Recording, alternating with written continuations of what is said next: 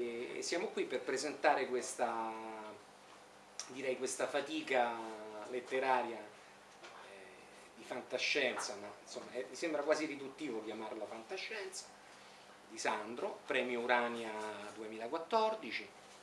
Ti lascerei volentieri la parola così ci racconti un po' e la genesi del romanzo e anche qualcosa di più sull'impero connettivo. Da voi. Io volevo iniziare leggendovi l'introduzione del romanzo, la prima pagina, giusto per entrare nel mood. Nuvole livide si addensavano sull'orizzonte, attaccandosi allo sguardo come colla. Lembi di nubi restavano avvinghiati ai crinali e si avvitavano al suolo in spire di foschia.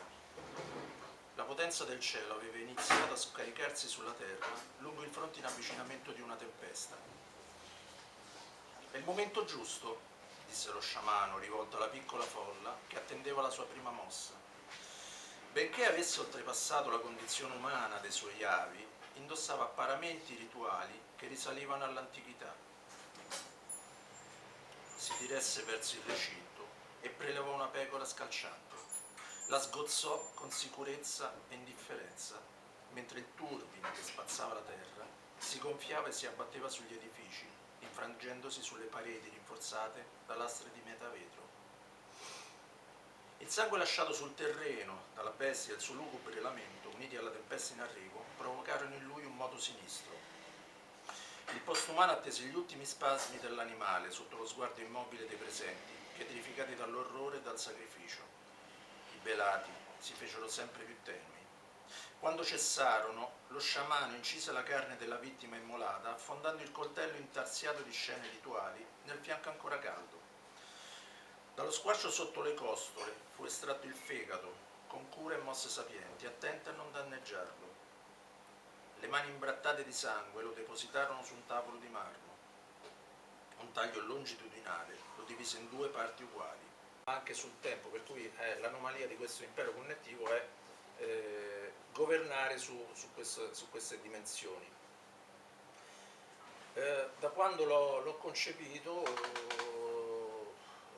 credo di aver scritto questo è il quinto romanzo, credo, e più una serie di racconti che sono usciti circa un mese fa per la Ghippolo Officina Libraria in ebook.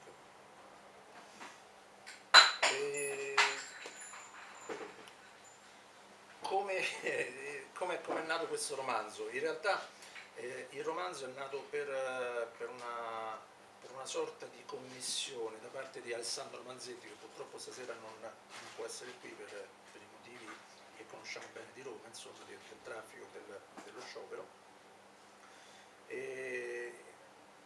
Alessandro mi chiese circa 2 anni fa un romanzo basato su Costantinopoli, su Bisanzio.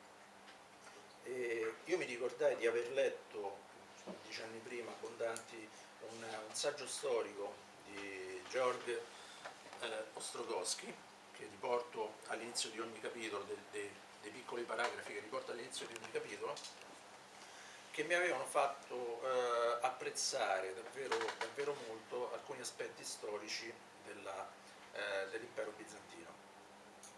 Quindi ricordo di essermi riletto tutto questo bel tomo, sono centinaia di pagine, e di averlo coniugato con alcune suggestioni storiche di Andrea Carandini. Andrea Carandini è un archeologo che non dando molto peso ad alcune ipotesi accademiche, prende, scava sul Palatino e trova le realtà, le verità degli storici romani, degli storici dell'antica Roma, nel senso lui riesce a dare conferma agli scritti degli storici dell'antica Roma, semplicemente scavando. E questo io ho letto un paio di libri suoi, mi ha dato l'input finale alla stesura di questo romanzo, che è intriso di Costantinopoli, ma ha le sue solide basi su Roma, sul Palatino, eh, sulle sue logiche della creazione di Roma, della fondazione di Roma, che affondano nei rituali magici degli Etruschi. L'impero connettivo è un luogo strano, è un luogo dove il futuro è dato dai postumani, è dato dalle tecnologie, è dato dalla genetica, è dato dalle attuali suggestioni del postumanismo, ma è un luogo anche dove il passato, dove la storia, dove le suggestioni occulte rivestono un ruolo centrale, perché la mia particolare visione del connettivismo indica questa confluenza di conoscenze, di sapienze, ma anche di energie, di suggestioni, di percezioni, tutte incanalate verso un'unica strada, verso un'unica forma di conoscenza.